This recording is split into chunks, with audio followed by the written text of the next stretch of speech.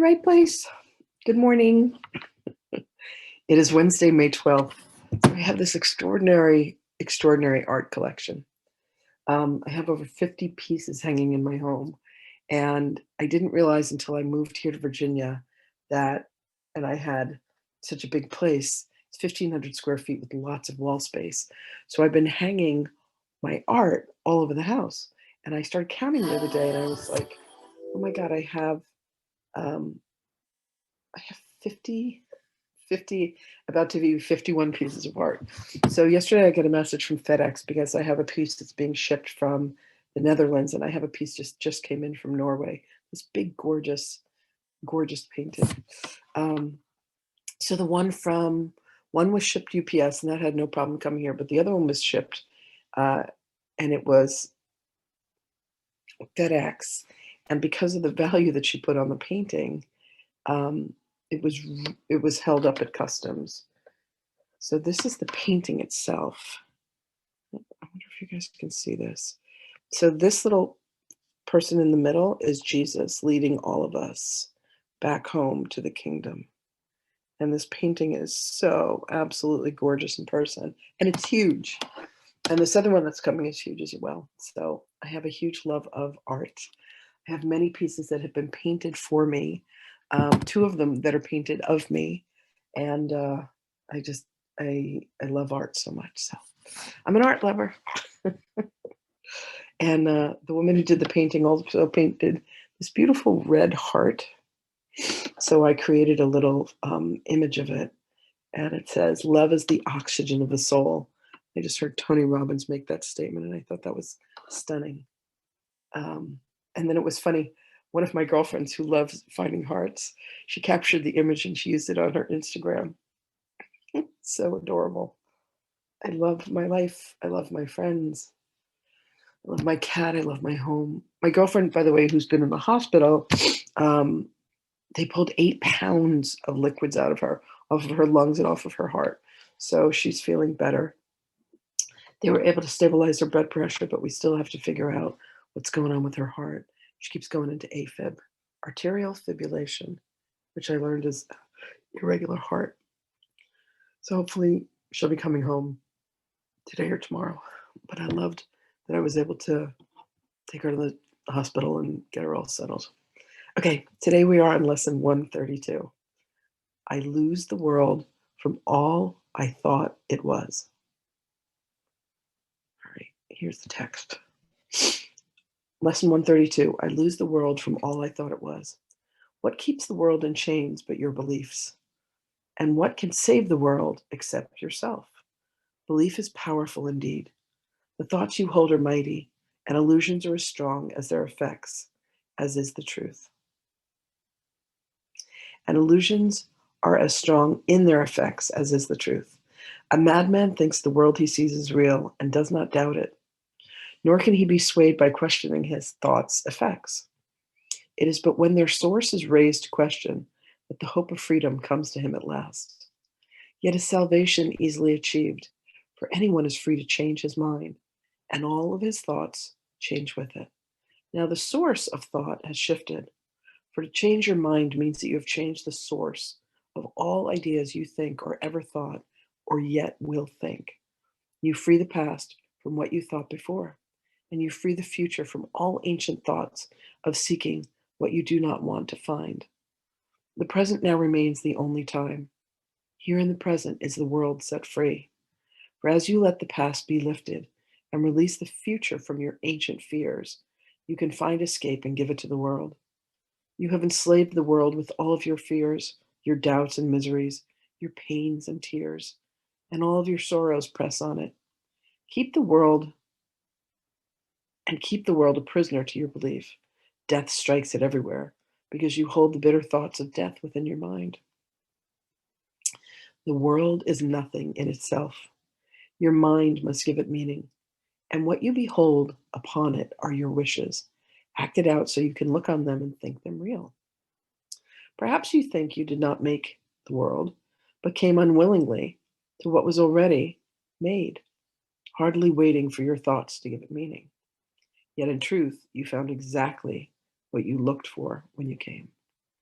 There is no world apart from what you wish, and herein lies your ultimate release. Change but your mind on what you want to see, and all the world must change accordingly. Ideas leave not their source. This central theme is often stated in the text and must be borne in mind if you would understand the lesson for today. It is not pride which tells you that you made the world you see, and that it changes as you change your mind. It is but pride that argues that you have come into a world quite separate from yourself, impervious to what you think, and quite apart from what you chance to think it is.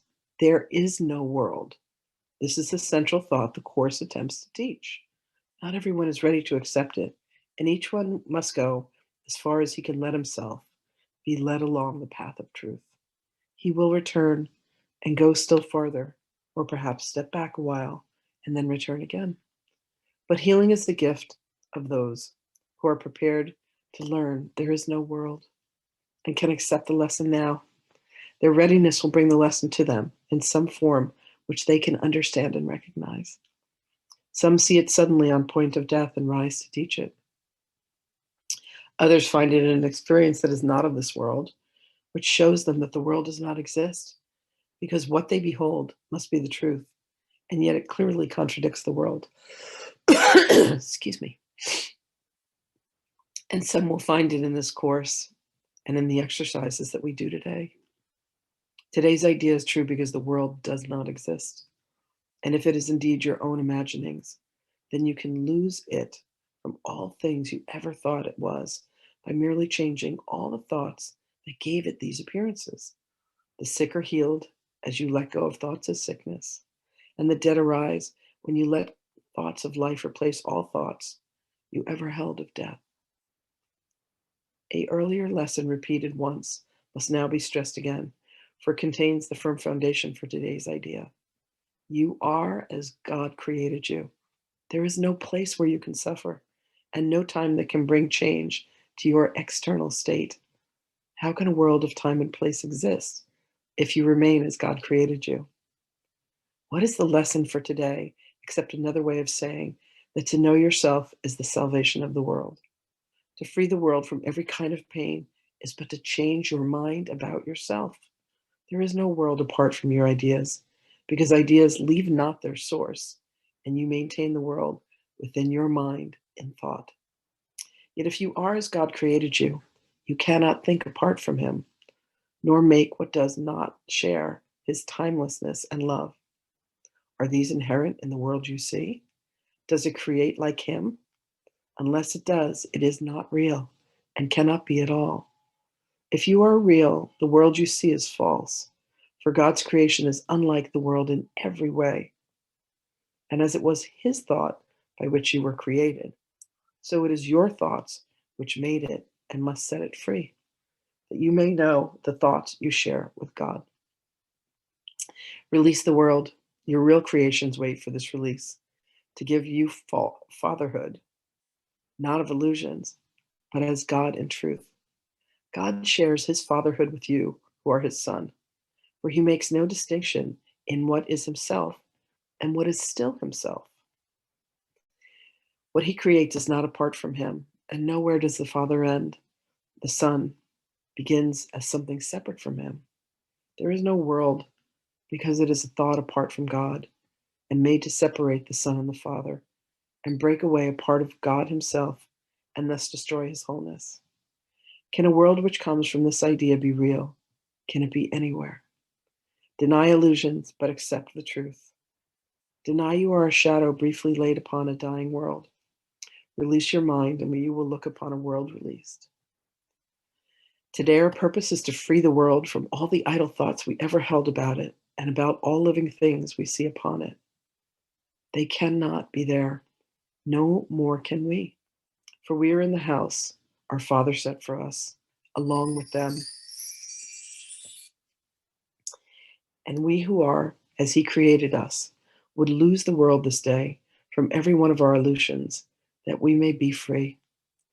Begin with 15-minute periods in which we practice twice today with this. I, who remain as God created me, would lose the world from all I thought it was. For I am real because the world is not, and I would know my own reality. Then merely rest, alert, but with no strain, and let your mind in quietness be changed so that the world is freed along with you. You need not realize that healing comes to many brothers far across the world, as well as to the ones you see nearby, as you send out these thoughts to bless the world. But you will sense your own release, although you may not fully understand as yet that you could never be released alone. Throughout the day, increase the freedom sent through your ideas to the world, and say whenever you are tempted to deny the power of your simple change of mind, I lose the world from all my thoughts. I loose the world from all I thought it was and choose my own reality instead. Beautiful. 132. I loose the world from all I thought it was. Gorgeous. Let's see what Magdalene has to say.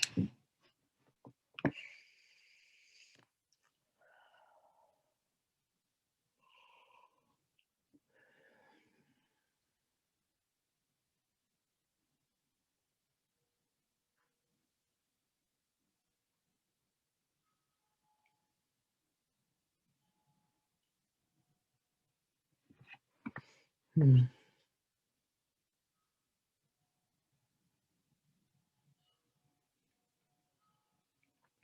Greetings, beloveds.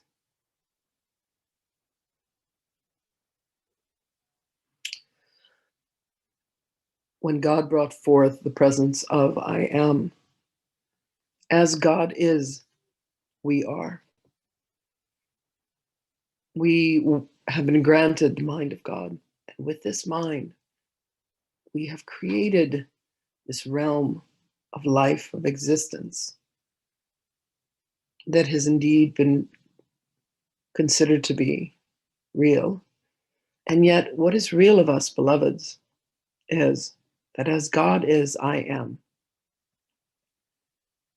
When you can come to recognize that the madness that you see has come from your own aspect of mind that has believed in the shadow, that has believed in the darkness, that has believed in the pain and the madness, you grant back to yourself that moment of creation to understand and to know and to live from and to comprehend and to experience the mind of God that knows only love.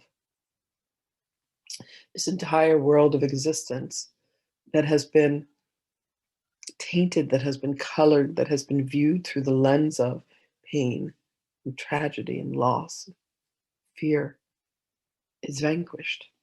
It is let to be made loose. It is released from the mind that has conceived it to be. It is such an extraordinary experience of letting go. All illness vanishes, all illusion vanishes. You see only the wellness of people, you see only the wholeness of existence. There is a temporal shift that occurs that allows you to live and to love from the heart, to love as God loves all of creation. There is nothing that you will gaze upon and say, this does not belong. This is not as it should be. And this entire world of manifestation will indeed vanish before your very eyes. This may sound like a magic trick. It is the farthest thing from, beloveds. It is you stepping into the realm where you know that the only truth that is that God is, and that you are an emanation and a creation of that divinity. You come to see that each and every circumstance in which you find yourself has been misinterpreted within a mind that says that there is chaos, when indeed there is order, that there is pain when indeed there is pleasure, that there is fear when indeed there is love. For each being is indeed as God created them. And if we are as God created us, and we were created by God, as God.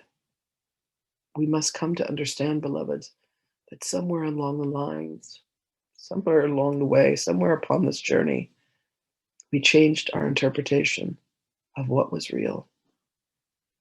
And as we have had the minds and the power to be able to alter and place our focus and our attention upon shadow and upon darkness and upon fear, then, beloved ones, we have the same abilities, the same capabilities to be able to shift into a consciousness that sees as God sees, that creates as God creates, and focuses upon light and focuses upon love.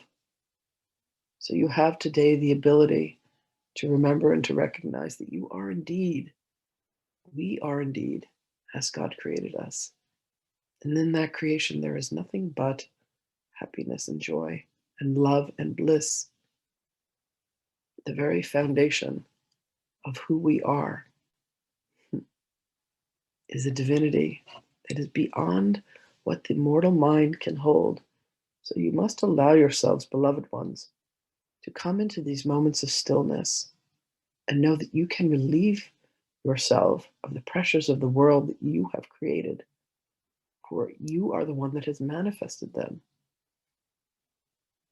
To be as God created you means that you would step into your Christed beingness, that you would step into the realms of self-knowledge and self-wisdom, that you would be able to lay your hands upon another, see the wholeness within them, and realign their minds to that state of perfection, that soul blueprint, if you will,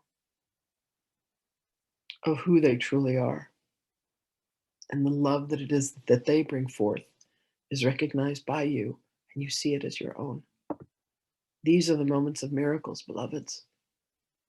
That shift in perception, the inclusion, the aspect of being of God, herself, himself, itself. For even the realms of the light and the dark, the masculine and the feminine, are all one and the same. You have thought up a world of madness.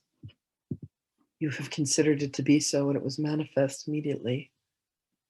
Understand, beloveds, that for you to reconsider that this world is an illusion and that you belong only to God, for you are as God created you, grants you once again entrance back into the kingdom. It takes you allowing your mind to open to the point of resting upon the truth. Allow your mind and your heart, beloveds, to be in conjunction with each other during these moments of solitude. And when the heart and the mind work together with each other, you find the pathway of truth, and you have merely ventured off of the path. These lessons, these moments that you give to God, allow you to come back to the truth of you, the truth of you that exists eternally. So allow yourself to let loose the world today. Find your way back to the kingdom, back to the garden. Listen with your heart, beloveds, to the truth.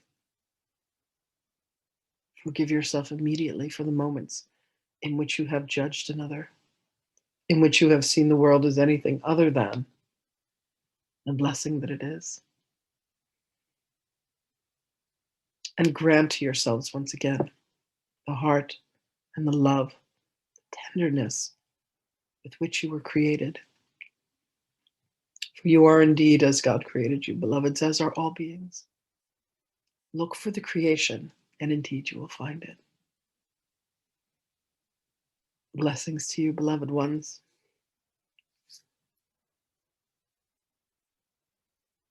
We see within you the God creation that you are. I love you, and I will speak with you again.